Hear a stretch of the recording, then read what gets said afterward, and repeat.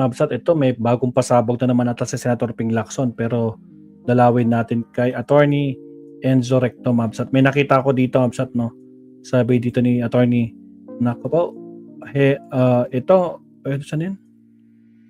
Yung mas higit pa sa 75 billion. Nako po, may natuklasan na naman itong si Senator Ping, Mabsat. Sa mga nakuha impormasyon, umano ni Lacson, lampas pa sa 75 million ang natanggap. Ito, second to the last topic natin, Mabsat. Pasukin natin to. Lampas pa sa 75. Diyos ko po, Rudy. Ibang klase talaga si Senator Ping, ha? Mabsat. Second to the last topic tayo. Wala nang maraming paligoy-ligoy pa. Diretso sa punto na. Maiksi lang ang komentaryo, pero diretso sa punto. Maraming kuro-kuro, may tiwali, may totoo. Dito, sa puntong diretso tayo. Punto, diretso. Mga kabunyog, napakainit ngayon ni Marcoleta, no?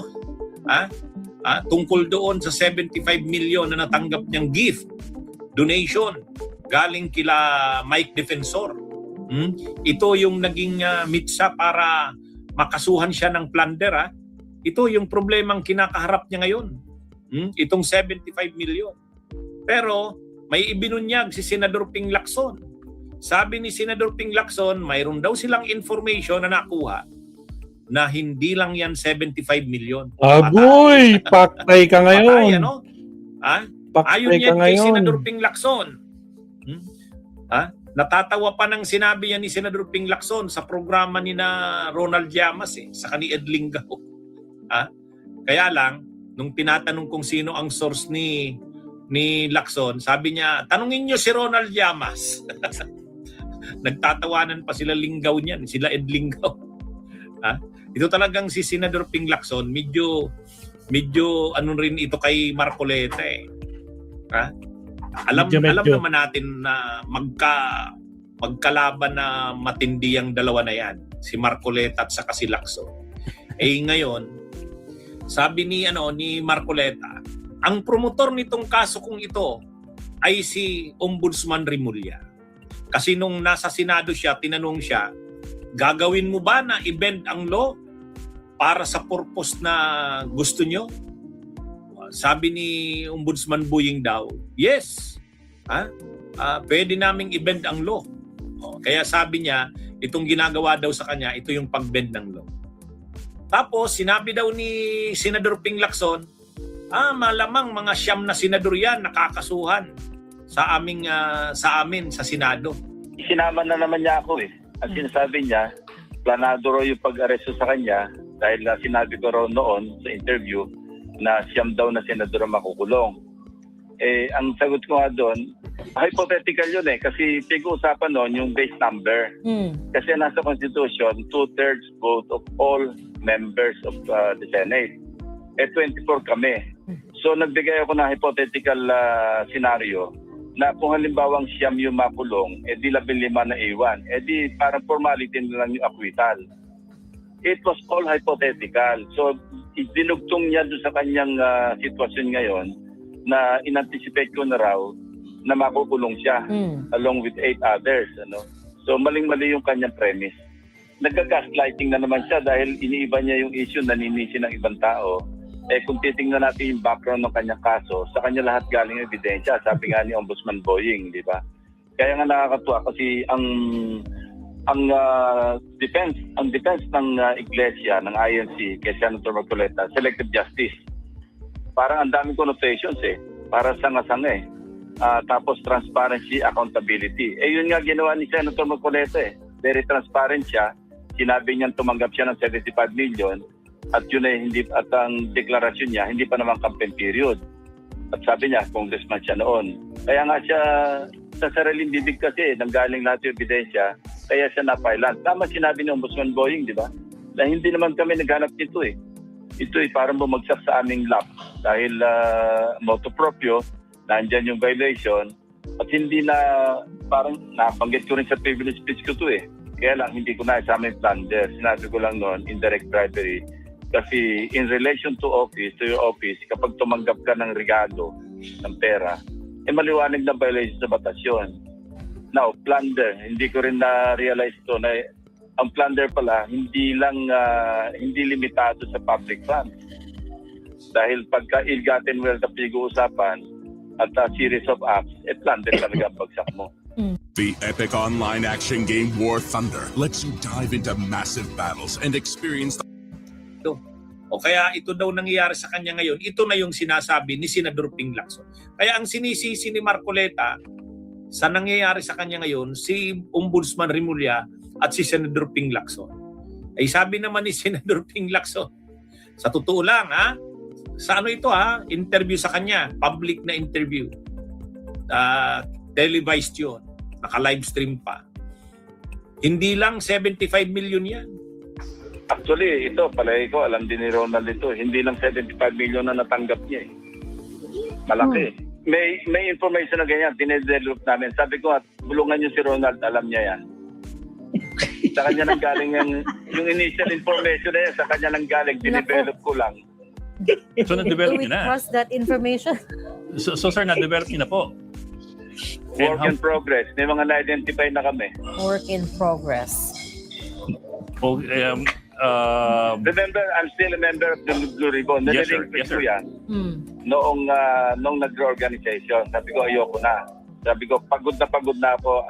I keep losing old friends and creating new enemies. Ganyan deja po ito sa akin kasi noong nilabanan ko yung pork barrel, nag-privilege speech ako ng yung leading without pork. Nawala na ako ng mga kaibigan noon sa Senado, pati sa Kongreso. So eto na naman ako, Blue Ribbon Committee Chairman. Ganun na naman ang nangyayari. Merong mga hindi ko makausap sa akin. Alam mo, nakakapagod din yan eh. Yeah. Sabihin na nating, alam mo, tao rin lang naman tayo. Matigas yung dibdib ko, Ronald, Ed. Pero alam mo, lagi may human element sa bawat tao, di ba? Every human being, merong human element na parang, ano ba itong ginagawa ko?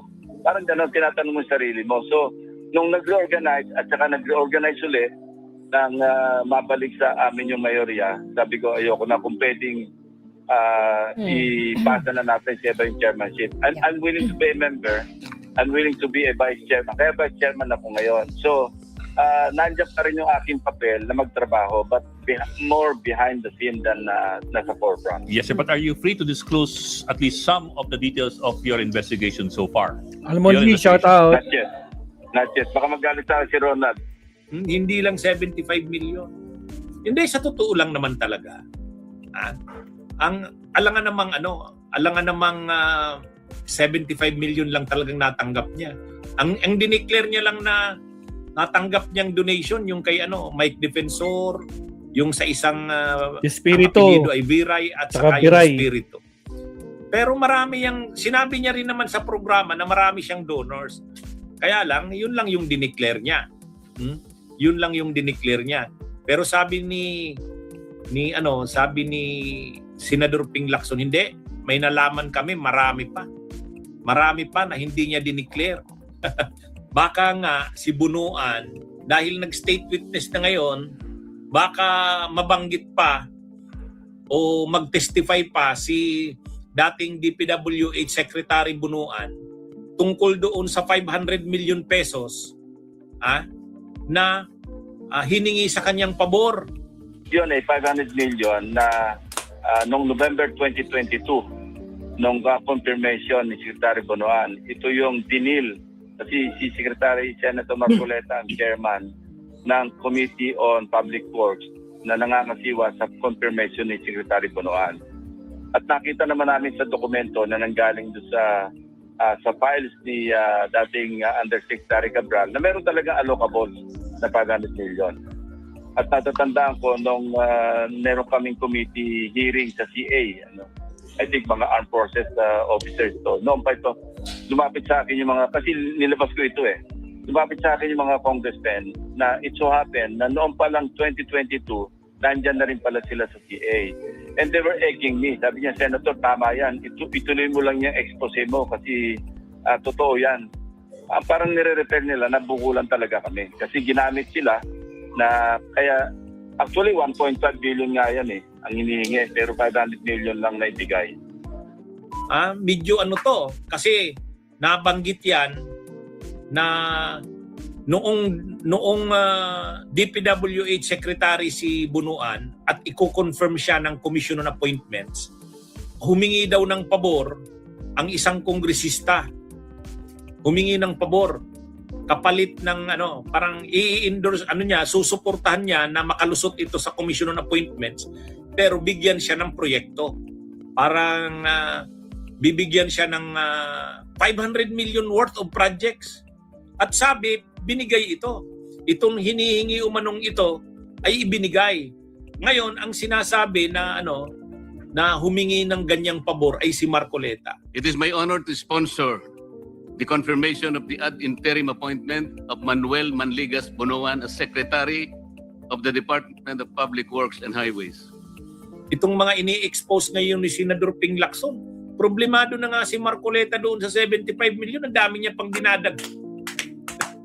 Kaya mainit na lalo ang dugo ni Marcoleta sa kanya. Kaya lang, para kasing ang pakiramdam ni Ping Lacson dyan, nakaganti din ako sa iyo.